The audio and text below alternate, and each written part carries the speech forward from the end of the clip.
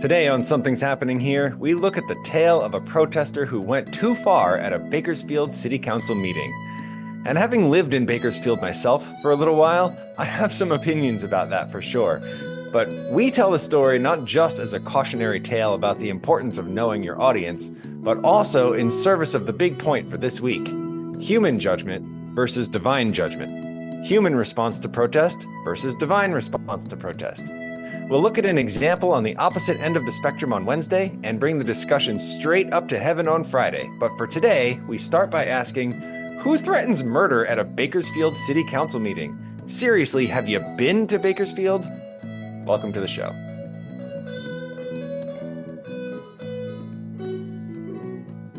Welcome back, everybody. Happy Monday, if there is such a thing. I'm so glad to be here with you, and have we got a great show for you this week.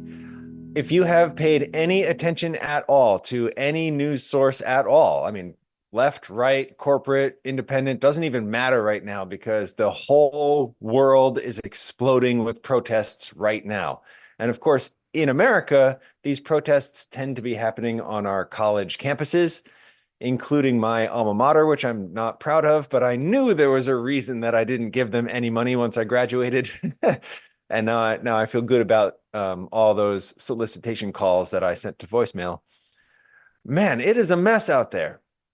And the kind of pilot mission for this program is to explore the spiritual dimension of current events. So we believe there is a spiritual dimension to be exploring here. And that's what we're going to do all week long. The topic is protests. And we're going to look at one example, one form of it today. We're going to look at kind of almost an opposite example of it on Wednesday. And then on Friday, we're going to ignore humanity entirely and look at like the divine realm and how God handles protests. Not even to say that we should be handling it that way. I'm not even sure that we could. We are not God, He is. But regardless of whether we can or should imitate it, it's good to know how God will handle this when the time comes. So it's a prophetic week. It's going to be maybe a little bit of a difficult week, although thankfully it will not be even nearly as difficult as last Friday's show. So that's a hint that you should go watch last Friday's show if you haven't done that already. That was the hardest one for me that we have ever done. I'm still kind of recovering from it.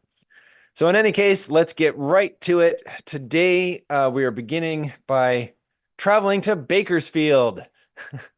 Funny story. So now, some of my friends in Bakersfield may watch this, and I just want to tell you on the front end, I mean no offense, brothers and sisters, but when I knew that I was going to be receiving a pastoral call. I just didn't know where that call was going to be. And the only clue I was given was that it would be somewhere with a church school. And so when you look in the area that I was working, there are only so many churches with a school attached. And so I was going over the list with my wife saying, how do you feel about here, here, here, here, here?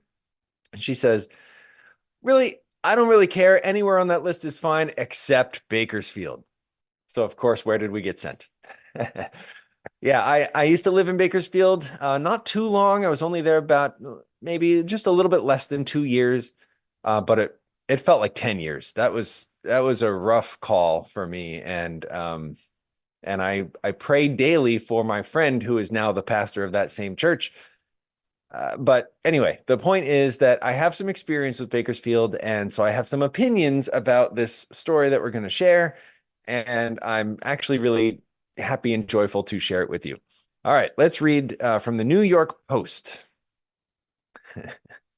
This article is called Anti-Israel Protester Sobs During Arraignment After, quote, Murder You remark to California Mayor and City Council. I'm going to skip the first part of this article because I don't really care about her arraignment or her behavior at the arraignment. None of that is really the point here. So we're going to pick up from where it's going to describe to us what she did during this meeting. All right. Her last name is Patel.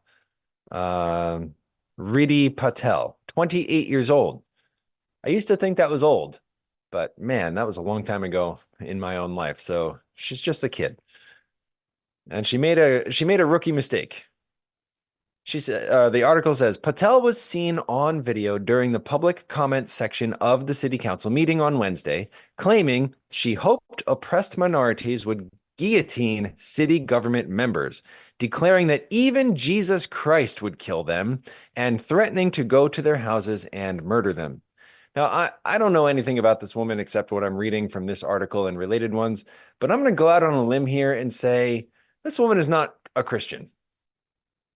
I say that not just because she's clearly South Asian, Indian, or she looks Indian to me, maybe Pakistani. I mean, I don't exactly know, but that's not even why I'm saying that. I say it much more because she's out there protesting against Israel in favor of Hamas. And like, I just have a hard time marrying that political position with a faith in and love for Jesus Christ. So, plus she's going around, as we're about to read, she's going around threatening murder, which is not a very Christian behavior. So I'm just going to go out on a limb here and take a leap of faith to say this woman is not a Christian. And so she probably should not be saying anything authoritative about what Jesus Christ would or would not do. Just my humble opinion here, my 2 cents. What else did you do here? Well, the activist accused the council members of not caring about the oppression of Palestinians or people anywhere else in the world, and later expressed hope that, quote, the global South rise up and execute them. See, that she's talking about herself, right? Because she's in the south of Asia. So the global South is all of these people of color who are so systemically left out and oppressed and all that, blah, blah, blah. You've heard this litany for several years now, right? She says, I remind you that these holidays that we practice, that other people in the global South practice, believe in violent revolution against their oppressors. And I hope one day somebody brings the guillotine and kills all of you mother. And then I'm not going to finish that word because this is a Christian program. So yeah, she's swearing publicly, violently, and it goes on. Patel later blasted the mayor and city council for installing extra security measures like metal detectors in the building, calling it an attempt to criminalize protesters. That's funny. Are we criminalizing protesters at the airport where you've had to go through metal detectors since even before September 11th? No, I don't think so. Have you noticed these people always grab at every single like normal thing in the world and call it racist? Maybe they're not trying to criminalize protesters. Maybe they're trying to protect themselves against psychopaths like you. What do you say? She wrapped up her remarks with a final declaration. We'll see you at your house. We'll murder you. All right. This woman is clearly mentally unbalanced. Or is she? All right, so every once in a while I have a confession to share with you, and here this is one of those onces in a while. Once upon a time, I was not a Christian, and I was not very good at processing my emotions. My kids might tell you I'm still not very good at processing my emotions, but whether or not that's true, I'm a lot better at it now than I used to be. So when I was in college, at one of those schools that is currently suffering from all these protests right now, I didn't go to class one day, which was a more common course of action for me than it probably should have been. But in my defense, as much as this is a defense, it's not, it's not a defense. It's just an explanation. I was deeply depressed. I was in my, let's see, it must have been 3rd year of clinical diagnosed depression by that time. I was taking daily medication for it. And the root cause of that depression had not gone away or even been addressed. And so I was walking around, not just like angry and sad all the time, but I was also walking around like a nothing. I was on these drugs, and it's true that without them, I was kind of like way down here, in the dumps of being alive. And that was not true with the medicine anymore. It kind of brought me up, which it was supposed to do. But the problem was that I also had times when I was up here. I'm an energetic guy. I'm an Italian guy. I speak with my hands. I'm very full of energy. My metabolism is high. I tend to be joyful by default. And that was not true on these drugs. It took away the low lows, but it also took away the high highs. And I was just kind of like existing in this static nothing. And so I slept very little, which had been true even before the depression happened. I like to boast, it's not a boast, but I like to recall that I went through high school on an average of about 3 hours of sleep every night. And I didn't even see a reason why that was wrong, because despite that, I still graduated third in my class out of almost 500 people. So it seemed like, I can handle it. Everything is fine.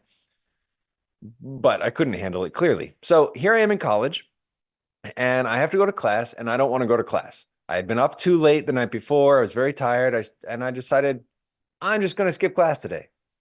And I did that and I slept in instead. Only to then remember later on in the day that I had a final exam in that class. So I didn't just skip class, I skipped the whole exam.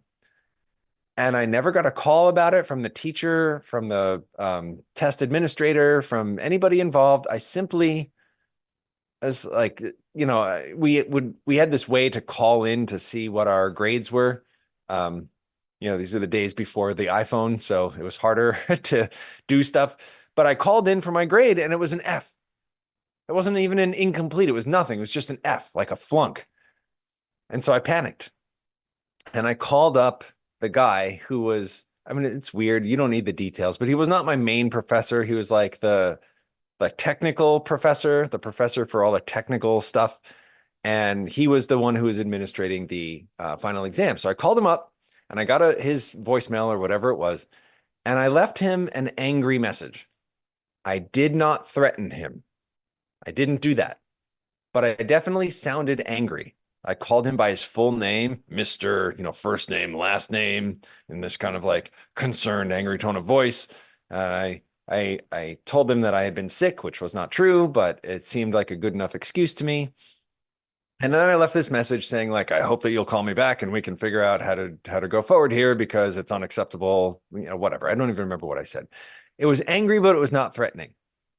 So I then get called into the school's president's office. And I say school, not of the whole university, but the university had these individualized schools that specialized in whatever discipline you were studying. And so in the art school where I was studying, I got called into the department chair of the department I was studying in, to his office. Sit down with him and the guy who had administered the test. And I got this like stern talking to about how inappropriate it was to leave a message like that. And they had to make sure I wasn't going to be violent or dangerous or, and I'm like, I'm drugged out of my mind on these antidepressants and I'm barely registering anything that's going on. But I registered enough to realize that I had made a mistake, that I should not have handled it that way, that I had scared the people around me. And by the grace of God, even though I wasn't really a firm believer in God back then, but I realized that it could have gone a lot worse for me than it did. And I should be grateful that I just got this stern talking to and then was released back to my normal life. So from that point on, I never handled another situation in that manner again. I was always very careful. I've never gone threatening to anybody, certainly not like this woman. But even my tone of voice, I learned that there are better ways to handle unfortunate situations. And as I was reading this story, I just could not help but to remember what I just told you. This was the late 90s, I think, maybe 2000, but I think it was like 1999.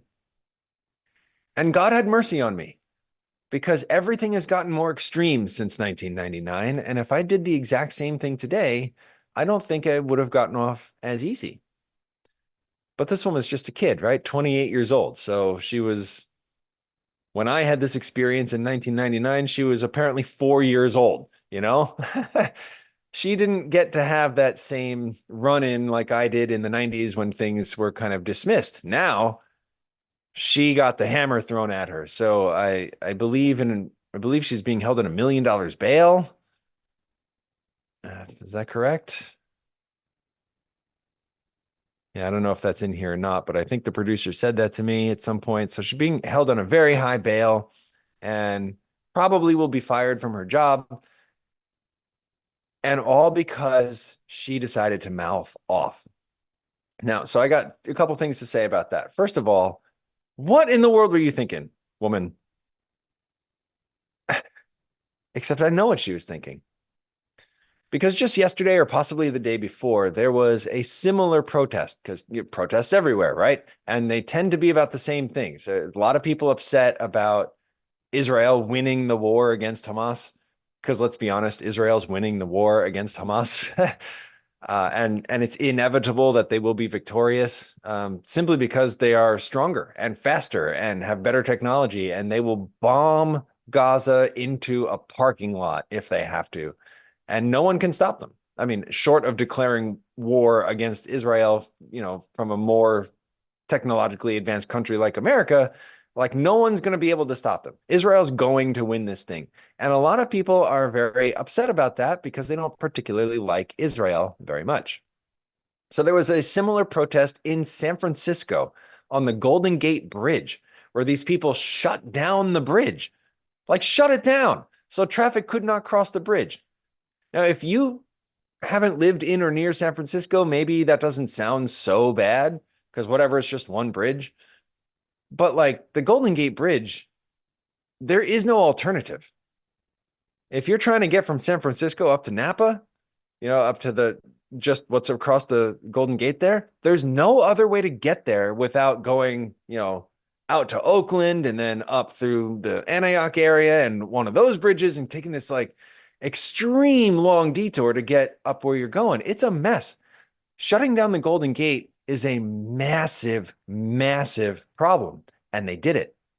And I was watching video of angry motorists, as you can imagine, that are stuck on the Golden Gate Bridge. They can't go backwards because there's hundreds of other people also stuck there. They can't go forwards because the protesters are blocking the bridge. And there's police presence there, and the police are doing absolutely nothing. Not a single thing, except to maybe prevent the motorists from running them over with their cars, which might actually be the appropriate thing to do. But I didn't say that. It's just we've seen that happen. We've actually seen, I remember a story of a Native American law enforcement on a reservation. So, they can do pretty much whatever they want there. And they just like grabbed these people and drug them off the street and like drove up their cars in a really threatening way.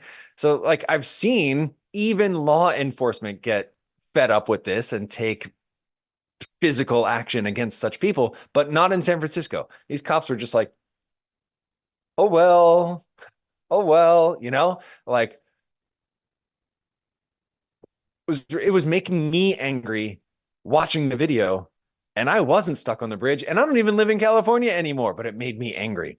So this woman, I'm sure, had a mindset like she was in San Francisco or Austin, Texas, or, LA, or, New York, any one of these places where the response would be tame and sympathetic.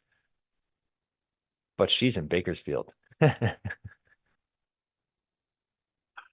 When I lived in Bakersfield. All right. So if you've never been to Bakersfield, I'm going to give you a hint. Everybody there is armed. Everybody there is armed. I knew that when I went to church every week, that I was surrounded by 80% of the people in that room, in that building, while I was up there preaching. I would say 4 out of 5 of those people had a weapon on them at the time, and I never felt in any danger because these were Christian people. They weren't mad at me. I felt actually safer in that paradigm than any other place because I knew if some psychopath walked in and wanted to shoot at me, there would be 80% of the congregants would shoot that guy dead before he even got off his second shot. You don't play in Bakersfield. Everybody there is armed, and they don't care. They believe that they have a constitutional right to do what they need to do with those weapons. So it's such a cultural norm there that it was a joke almost that when there is some sort of bad guy fleeing from Los Angeles County, which is, just it borders Kern County that way. So when they're fleeing from LA and they're in pursuit by the LAPD or whoever would be in charge in that portion of the county, once they get to the Kern County line, that the LA County law enforcement would just be like, oh, good luck, guys. If you were smart, you would have stopped and let us deal with you. Now you're going into Kern. I hope you get out alive. And that was the joke, because that is the Wild West down there. This is a meat and potatoes and guns kind of a city. And this woman thought she was going to threaten murder in an open forum and get away with it like she's in San Francisco. I mean, I'm sorry. I had the best laugh of my week when I read this story, because how dumb do you have to be? Oh, right. She's even dumber than that, because the at the end of the article, it says this woman Patel grew up in Bakersfield and she works as the blah blah blah blah blah. She grew up there. She's not even like I was growing up somewhere else, but now I have to live there for a little while for work. She is a native, or I don't know if she was born there, but she grew up there, and she's 28 now. So this is what, 15, 20 years of experience in Kern County? What in the world? What in the world? Like, as far as I'm concerned, this is evidence all by itself that this entire ideology of pro-Hamas is mental illness. That's the only conclusion I can reach that would explain what in the world this woman was thinking. That's as soon as she finishes speaking, the Mayor Go, I believe is her name, orders the police to remove her from the building. So she doesn't even get to stop speaking and sit down. She stops speaking and is detained immediately and thrown out of the building. And then I don't know exactly how much time passed between that and her arrest, but it wasn't much. You can know that. So have mercy. It looks like this article says she was due back in court on April 24, and we are recording this after April 24, so we probably need an update to see how that went. But I don't even care, because at this point, she deserves everything she gets, and not even just for speaking violently, but for doing so with the complete absence of any common sense at all. I grew up in a country where if you threatened murder in any forum, you would have this kind of consequence. Obviously, that country doesn't exist anymore. We've been overrun by leftists and, people who think it is okay to burn down cities for 8 months in a row and cause $20 billion worth of damage and murder 24 people and have no consequences at all. So I'm sure that's what this woman was thinking. She has grown up. I mean, she was 24, I guess, in the summer of love 2020. She was 20 years old when Donald Trump was elected.